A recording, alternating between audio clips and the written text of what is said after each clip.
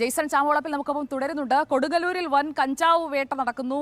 ലോറിയിൽ കടത്തുകയായിരുന്ന 130 കിലോ കഞ്ചാവ് പോലീസ് പിടികൂടി എന്നുള്ള വാർത്ത വരുന്നുണ്ട്.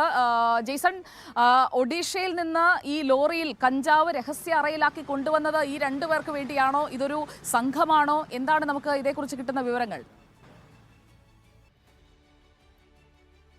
തൃശ്ശൂർ ജില്ലയിൽ കഴിഞ്ഞ കുറേ നാളുകളായി വൻതോതിൽ കഞ്ചാവ് കടത്തുന്നുണ്ട്, അതുപോലെ തന്നെ മറ്റു ലഹരി പദാർത്ഥങ്ങളും കടത്തുന്നതിനുള്ള പരാതികളുണ്ട്, ആരോപണങ്ങളുണ്ട്.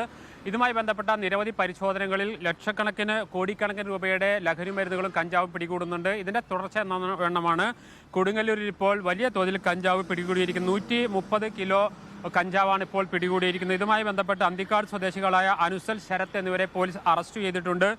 തൃശ്ശൂർ റൂറൽ പോലീസിന്റെയും അതുപോലെ തന്നെ കൊടുങ്ങല്ലൂർ പോലീസിന്റെയും സംയുക്തമായ പരിശോധനയിലാണ് കഞ്ചാവ് പിടികൂടിയിരിക്കുന്നത്. ഇത് എവിടെയെല്ലാം വിതരണം ചെയ്യാൻ കൊണ്ടുവന്നതെന്നടക്കമുള്ള കാര്യങ്ങൾ വിശദമായ ചോദ്യം ചെയ്യലിലൂടെ മനസ്സിലാക്കാനാകും. ഏതായാലും തൃശ്ശൂർ ജില്ലയിലേക്ക് ഒഡീഷയിൽ നിന്ന് വൻതോതിൽ കഞ്ചാവ് കടത്താൻ തുടങ്ങിയിട്ട് കാലം കുറയായി.